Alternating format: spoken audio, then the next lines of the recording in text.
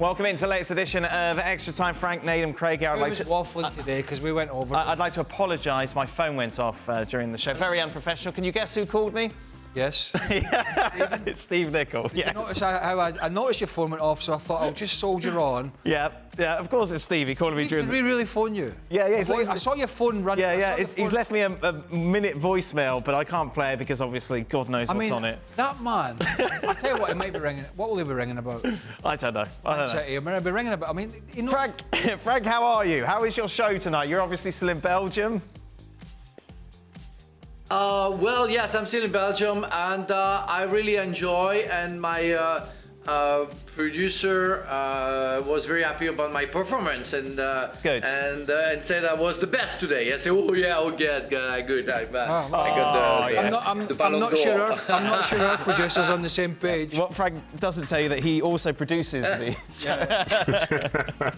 No, not that one. But it's nice. It's a little theater, and you can see behind me. Yeah. But it's only 150 people, but we are kind of in the middle of rehearsals at the same time. We play in front of people, so we rehearse like 30 times, and we only did 6 times, and then we play. So it's a very unbalanced situation, but it's very interesting, and we enjoy. Belgian people are good people, and they laugh with us, so it's a good time. I see he was very hard on himself the other night, wasn't he? Yeah, he wasn't happy with his acting ability on the Sunday night. His performance. Yes, yeah, he felt it was a bit too over the top.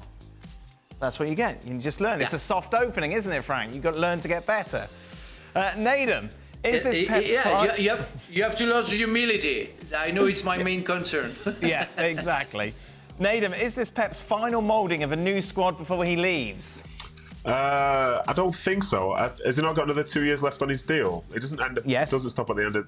Yeah, so I think he'll. 25. He'll likely go again next summer. So I don't think so. I think whatever works out this year, I think he'll review again for the next year and hopefully try and add something and leave some sort of legacy. So no, I don't think it is the final stage of that. There's more to come. Frank, if Mount moves to United, who between him and Havertz will have a better season? Oh. It depends the kind of moods they are, you know. If Havertz showed a little bit of sparkles last season. At a certain point, I think after the World Cup, he was one of the best players. Where Mason Mount struggled, even if he did the job, it wasn't the Mason Mount that we have known and have seen the year before, and especially the year before that one. So I want to wish them the best, even if they're gonna become enemies in a kind of way. But they're good guys. So I think to answer right now, I think Havertz was gonna sign right now. Is gonna be ready where. We don't know yet where Mason Mount is about to go and when he's going to go. What do you think, Nedum? I would say Havertz. And the reason I say that is because if, say, Arsenal do go and get Rice, then midfield 3 is going to be Rice, it's going to be Havertz, and it's going to be Odegaard. And I like that. I like that a lot. So I would lean towards him having a better infrastructure, better players around him at this moment in time. So yeah, I'd go Havertz all day on that one. Craig, how surprised are you at the willingness of Chelsea to sell to direct top 4 title contenders? I suppose Kovacic's going, rumours of Mount as well, obviously. Havertz. Yeah, a little surprised. I mean, I know you have to get players out. Clearly, they have to get players out, and they are doing, you know, some going to Saudi Arabia and elsewhere. But yeah, I mean, if you're valuing Mason Mount at 70 million, it's because he's a decent player, but yet you're selling him. And okay, there's some wrangling with his contract from that perspective. And Havertz was one of the most sought after youngsters in German football. I know he's not had a very consistent time, but factually that's what he was, coming from Leverkusen. And we've talked about Kovacic in the show. He's a really good player. But maybe Pochettino's saying to his, and I don't know, maybe he's saying, look, they're not our rivals at the moment. Right.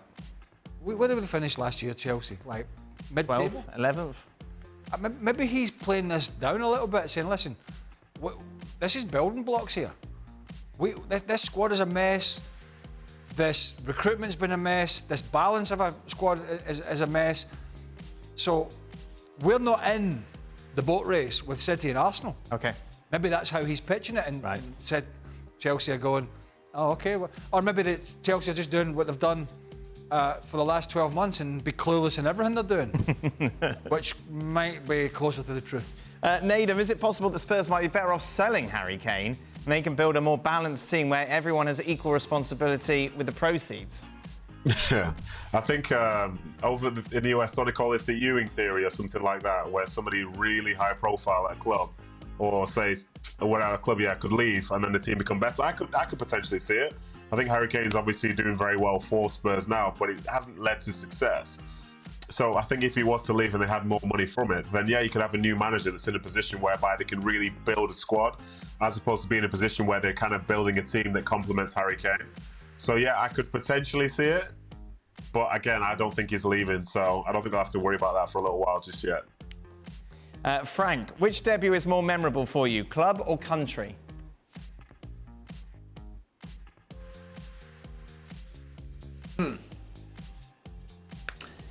I would say club, in a way that in order to enjoy your first time with the country, you have to enjoy the first time with your club, and we want to be professional player. We don't plan, we dream maybe, but we don't plan on what we're going to do.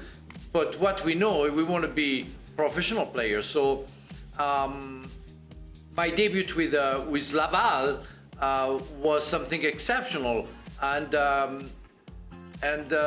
it's not a kind of an achievement. It's a first step to something. Going with the national team is already an achievement of what you've done with the club, and then another step to something different. But the first step is the most important one, and I think the club is the first step. Well, when I made my debut for the national team, it was in that very prestigious competition I'm sure you've heard of called the Kirin Cup. The Kirin Cup? And it was in Japan. It was yeah, exactly. Exactly. It was in, now I always get this pronunciation wrong, so it was in Hiroshima. Right, okay. Hiroshima. Yep. Oh, the jet lag. Right. Oh, Japan. And we had, basically it was a second string Scotland team. I remember Billy McKinlay coming on the bus and going, well, this is a B squad. Great, thank you. And so I went out and made my debut. John Spencer. How old were you then? Paul Lambert, 23. Right. 22, 23. We played Japan in Hiroshima, and it was pouring, absolutely bucketing down with rain. John Spencer kicked somebody in the first half, got sent off, we were down to 10 men. So it was very forgetful. Yeah. You remember more... I remember more my first... For me, it was my first game at Hampden. Right. Final group game, Greece, full of experienced players. We beat them 1-0. Ali McCoy's come off the bench and scored, but it was only my 5th cap, and it was the Old Hampden, and I was panicking. Really? Because I'd only played these friendlies, and now I'm playing at the Old Hampden, a packed stadium, in a game that we had to win. I'm playing in an unfamiliar position at wing back. It's only my 5th cap, and I am quaking. Don't make a mistake. This is going to cost us going to the Euro. You know what I mean? That's what that was a big moment for me. Getting dressed down by Gary McAllister, who was Scotland captain, for being out of position and all that. It was like, that's when it hit home for me.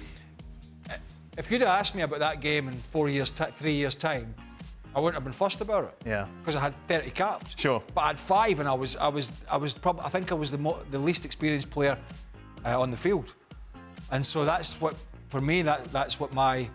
What was the question? That's the most memorable for me. Yeah. You know, going to play in pre-season, end of season Scotland trips in the Kirin Cup, and when you've got a bunch of lads that are effectively the B squad, because Craig Brown was given a chance to these guys. You're nervous a little bit because you're winning your first cap, but there's no real pressure. Right. Don't stuff up in that game at Hampden, because you're going to get piled on. So that's... Is that your phone ringing again as well? Was that Stevie? Oh, hold on. Yeah, that was my phone. Let me see. Nedum, what was it like your debut for City, given, unlike the boys, this was your childhood club? Yeah, it certainly was. It just felt so surreal, to be honest. I remember watching the first game that they had. I was a ball boy first at Main Road. I remember watching the team then, like peering my head out through the door before they're walking down the tunnel, thinking this is so cool. And then they go to the new stadium. I remember watching the first game against Barcelona. This was incredible. I'm playing in the academy. I'm playing for the reserves. I'm training with the first team. Then all of a sudden, I remember I played a reserve game on a Tuesday, and on the Wednesday, I got a call from the kit man. And he said, "Oh, what number do you want to be?" And I was like, "What do you mean? What number do I want to be?" And he's like, "For the game on the weekend." I said, "What game's this?" He said, the league game against Chelsea." I was like, "What?" And at this time, I was at college. I was literally in college receiving this phone call that like your Premier League career is about to start. It felt absolutely incredible. So yeah, to play for them, to go out on that stadium and to just be with those fans was amazing. But I've got to say, I've retired from club football, but I've not retired from international football yet, Dan. So if Nigeria want to call me up in this current state, just know I'm ready and available, and I'll do whatever they need to do. You know what I mean? That's the key thing, Dan. It's the key thing. But my actual debut for Chelsea was one that not many players could ever say. Well, you had a couple of beers, hadn't you? I don't even think Frank knows this because Frank wasn't there. It was something called the Zenith Data Systems Cup. Right. How did it compare to the Kieran Cup? Yeah. It was basically kind of a league cup thing. I think it might have been I think it was the Carabao Cup. Right. Called the Zenith Data. No, it wouldn't have been. That's not the Carabao Cup. Simon. No, it was. No. Well, it was. No, because it was like the Littlewoods Cup, wasn't it? The Rumbelows Cup, the Carling Cup. I don't remember. I can't remember. Anyway, You're making up cups. We're playing Swindon Town. I'll make that short. We're playing Swindon Town at Stamford Bridge. It's a midweek. It's a Wednesday. On the Tuesday, I played for the reserves 90 minutes. It comes in, I'm in the squad, but I'm not playing. I'm about 18, 19, I can't remember. Ian Porterfield is not with us anymore, he's manager. You're not playing. I'm in the bar, and I've had a pint of lager, and then one of the lads says, "Get me another one," in the players' lounge at Chelsea. I have another pint of lager. I'm sitting eating a packet of chips, and the door bursts open. Eddie Nisveski, the coach, comes in and went, "Right, you, get in the dressing room, you're playing." I went. So I goes in the dressing room, I'm flustered. Andy Townsend, freaking Andy. Andy had some hernia problems he was playing with at the time and decided in the warm-up his hernia was sore. Right. Yeah, right. What about the prestige of the Zayek Cup or whatever? Data. Andy decided, and I know Andy really well, worked with him for years after that. Andy's hernia was sore. And I remember saying to Ian Porterfield, he says, "Right, son, get ready, you're playing." I said, "I've had 2 pints of lager." He went, "You'll be all right." Got my kit on, played. That was my debut. Did you win? I'd have to look it up. Oh, you don't remember? But you talk about hanging a youngster out to dry. Well, yes. Played in the Resis the day before, in the bar, 2 pints of lager and a packet of crisps. And he says, "This is typical 1990 or whatever it is. You'll be all right." There you are. That's the attitude. Very good. So Craig, you don't remember the result, but you remember that you drank 3 lagers. two lagers. And I didn't get Frank. That's very I didn't get a chance to drink my 3rd lager. Right. Because I got dragged out. That was it. You were playing. Okay. And how did you go against Chelsea, Nedum? They won 1-0, so happy days for me. Very, very happy days. Yeah, right, let's go. That's it. We are done. Happy days. Perfect.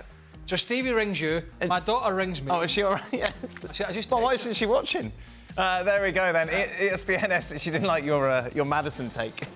ESPN FC will be back tomorrow. Be sure to. Are you here tomorrow as well? Oh no, Shaka and Stevie tomorrow.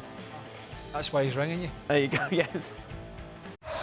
Well, thank you very much for watching ESPN on YouTube. For more sports highlights and analysis, be sure to download the ESPN app. And for live streaming, premium content, and let's not forget as well, ESPN FC 7 days a week. Subscribe to ESPN Plus.